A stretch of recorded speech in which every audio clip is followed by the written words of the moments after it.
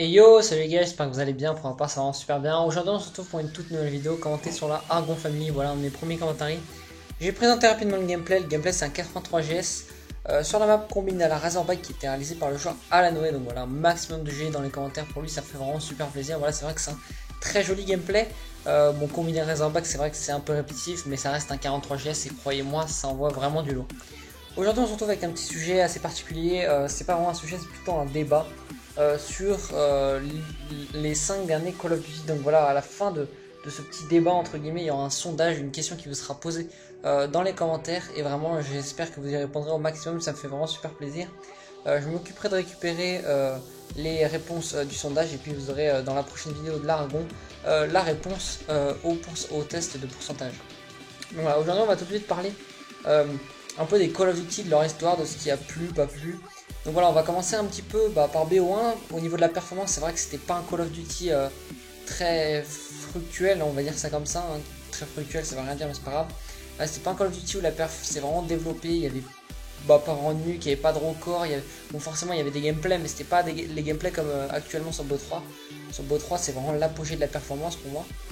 Ensuite on a eu BO2, alors BO2 c'est vrai que là c'était vraiment le Call of Duty où ça a commencé à envoyer de la patate, c'est vrai que là les gameplays ont commencé à arriver, les doubles, les triples nukes, même si ça a pris beaucoup plus de temps que sur BO3, c'était quand même le meilleur Call of Duty pour moi et pour beaucoup de gens. La communauté a vraiment aimé ce Call of Duty et la communauté performance, que ce soit FR ou américaine, a vraiment sorti de gros GP sur ce Call of Duty, franchement ça fait super plaisir. Et c'est vrai que moi c'est là où j'ai vraiment commencé à m'intéresser à la performance. Et franchement les connexions n'étaient pas dégueu, donc dans l'ensemble c'était un bon Call of, mais franchement il a largement surpassé BO1 au niveau de pour la performance, mais c'était quand même pas le meilleur Call of Duty. Et puis ensuite il y a eu Ghost, Ghost je vais vraiment passer rapidement dessus, il y avait des bonnes armes, c'est vrai que les armes étaient quand même très bien. BO2 c'était aussi des très bonnes armes, mais Ghost, mis à part les connexions, franchement la communauté était vraiment dégueu. Personnellement je n'ai pas acheté le jeu donc je vais pas trop le critiquer, mais voilà. Franchement, il y a eu énormément de gameplay spawn trap, c'était pas un Call of Duty très bien. Et puis on va tout de suite passer à Advanced Warfare, le plus intéressant. Donc pour Advanced Warfare, c'était donc voilà le quatrième Call of Duty de ce petit top 5 Call of Duty que je vous ai pris. Donc Advanced Warfare, c'est vrai que c'était très innovant en fait, parce que ça partait vraiment dans le futurisme, c'est-à-dire que Black Ops 1, je crois que ça se déroule, je sais plus vraiment, je saurais pas vous dire, mais je crois que ça se déroulait avant les années 2000. Black Ops 2 c'était muté en 2025, vous voyez c'était quand même déjà un petit peu futuriste, même si quand même ça restait très potable. Hein. 2025, là on est en 2016, c'est vrai qu'il y a très peu de différence. En 9 ans il se passe pas grand chose.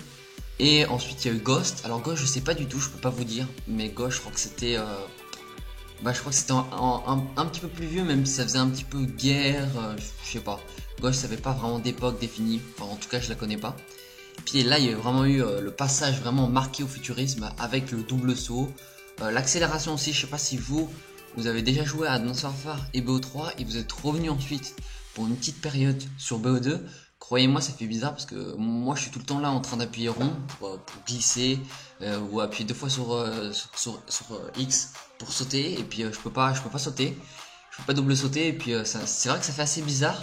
Et c'est vrai que le double saut c'est vraiment ça qui a changé. Bon, au début la communauté a beaucoup aimé, je me rappelle au début d'Advanced Warfare tout le monde était dessus comme n'importe quel Call of.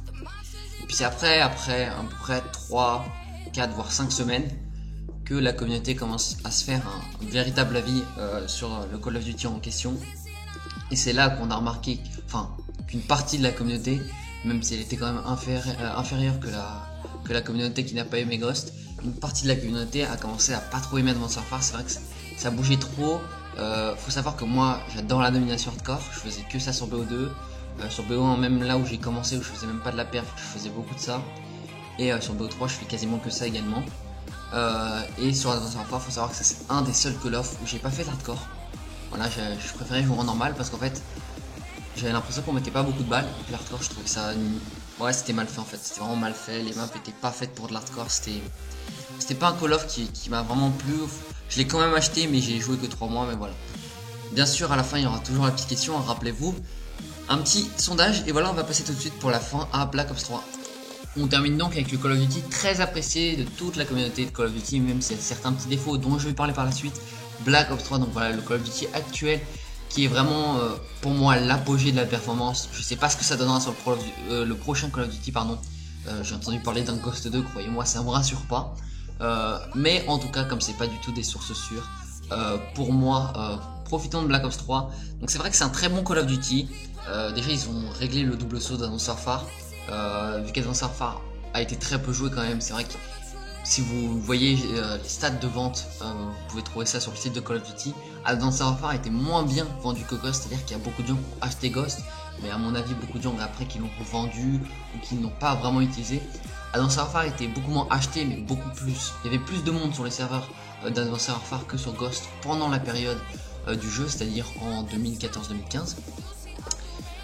Et c'est vrai que Advanced Warfare avec son double saut et sa glissade continuelle, c'était un petit peu c'était compliqué. C'est vrai, comme je vous l'ai déjà dit, l'hardcore pour moi c'était pas possible. C'était vraiment un jeu à réflexe, fallait tout le temps regarder dans les coins, en l'air, double sauter tout le temps, et c'est vrai que c'est assez compliqué. BO3 c'est beaucoup plus régulé, je trouve. Ça reste futuriste, c'est vrai, mais ils peuvent pas retourner d'un seul coup en arrière et aller par exemple dans la Première Guerre mondiale, c'est pas possible, ce serait pas logique. C'est vrai que maintenant, à cause, entre guillemets, à cause des créateurs d'Advanced Warfare, bah, on peut plus vraiment reculer, on est obligé d'aller dans le futurisme. Donc là ils ont fait un futurisme, même si ça reste tout à fait potable. Je trouve que les graphismes sont très bons sur PS4 en tout cas, hein, parce que moi personnellement j'ai pas acheté les jeux sur PS3, et c'est vrai que les graphismes sont bons, mais le grand problème, et je pense que tout le monde sera d'accord avec moi, c'est la connexion. Voilà, les connexions sont atroces. Encore hier j'ai eu une soirée totalement buggée, je pouvais plus jouer, il y avait des rollbacks et pourtant croyez-moi j'ai une bonne connexion. Mais ouais, voilà, c'est vrai que la connexion, voilà, il devrait vraiment travailler ça, faire des serveurs dédiés ou améliorer la connexion, même si il y a du double XP de niveau, d'armes ou de clés de cryptage, c'est vrai qu'on doit quand même travailler la connexion. Voilà, ce petit commentaire est désormais terminé, on va tout de suite passer à la petite annonce que je devais vous faire. On termine donc cette vidéo avec le petit sondage, la petite question que je devais vous poser. Voilà, c'était un petit pourcentage sur quels sont vos 3 Call of Duty préférés. Tout ce que vous avez à faire, c'est aller dans les commentaires et puis nous mettre dans l'ordre vos 3 Call of Duty préférés. N'oubliez pas également le petit GG pour le player, ça fait super plaisir. Et puis vous aurez sûrement la prochaine vidéo de l'Argon Family la réponse du pourcentage. Donc on vous donnera les 3 Call of Duty que vous avez préférés. Avec un petit pourcentage à côté, je pense que je m'occuperai de tout ça. En tout cas, j'espère que ça vous aura plu. N'oubliez pas le petit like, ça fait toujours très plaisir. Commentez, abonnez-vous si ce n'est pas déjà fait. Et puis je vous dis à la prochaine, bye les gars.